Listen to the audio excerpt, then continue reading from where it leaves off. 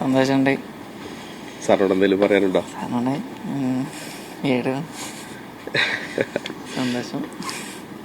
മലപ്പുറം താനൂർ കടപ്പുറത്ത് നിന്ന് തിരുവനന്തപുരത്തെത്തി തലസ്ഥാനത്ത് സ്കൂൾ മീറ്റിൽ മിന്നുന്ന പ്രകടനം കാഴ്ചവെച്ച താരമാണ് നൂറിൽ മദനി എന്ന് പറയുന്ന ചെറുപ്പക്കാരൻ.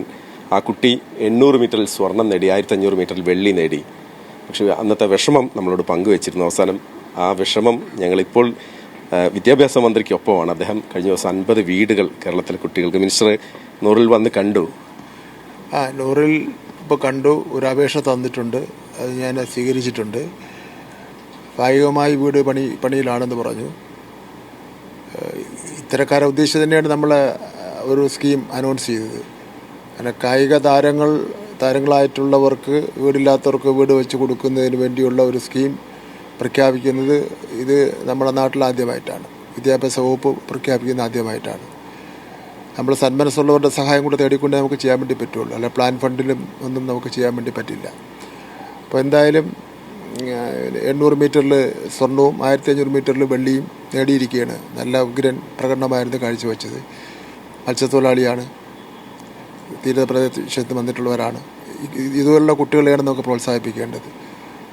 കുടിലിൽ നിന്നാണ് വലിയ താരങ്ങൾ ഉയർന്നു വന്നിട്ടുള്ളത് ലോകത്തെമ്പാടും. പെലെയടക്കമുള്ള ഫുട്ബോൾ താരങ്ങളെ നമ്മൾ നോക്കിയാൽ.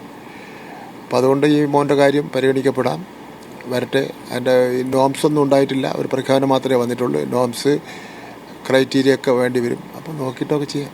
മിനിസ്റ്റർ നൂറിൽ നമ്മളോട് സംസാരിച്ചപ്പോൾ പറഞ്ഞത് ഒരുപാട് മെഡൽ കിട്ടിയിട്ടുണ്ട്, പക്ഷെ അതൊക്കെ വീടിനോട് അടുക്കളയോട് ചേർന്നുള്ള ഒരു ഭാഗത്താണ് വെച്ചത്. അതൊക്കെ കുറെ കരി പിടിച്ച് പോകുന്നു, കാണുമ്പോൾ ഭയങ്കര സങ്കടമുണ്ട്.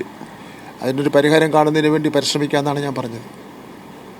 ചേർത്ത് പിടിക്കുമെന്ന് തീർച്ചയായിട്ടും. മന്ത്രി വന്ന് കണ്ടു, സന്തോഷമുണ്ട്. സാറിനോട് എന്തെങ്കിലും പറയാനുണ്ടോ?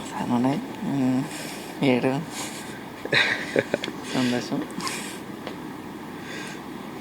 ഓക്കെ, എന്തായാലും ഇതൊരു നമുക്കൊരു വല്ലാത്ത നിമിഷമാണ് നമ്മളെ സംബന്ധിച്ചിടത്തോളം. കാരണം ഒന്നുമില്ല, നൂറിൽ ഓടി വന്ന് അവനെ ട്രാക്കിൽ ഇങ്ങനെ വിഷമിച്ചിരിക്കുകയാണ്. ആഗ്രഹങ്ങൾ കൊണ്ടാണ് വന്നത്, അത് യാഥാർത്ഥ്യമാകാൻ പോകുന്നു എന്നുള്ളൊരു സ്വപ്നം കാണാൻ പോവുകയാണ് ഇനി അങ്ങോട്ട്. എന്നാലും മിനിസ്റ്റർ വളരെയധികം സന്തോഷം, വളരെയധികം നന്ദി. സാദിഖ് പാറക്കലിനൊപ്പം മഹേഷ് പോലൂർ, മീഡിയ 1.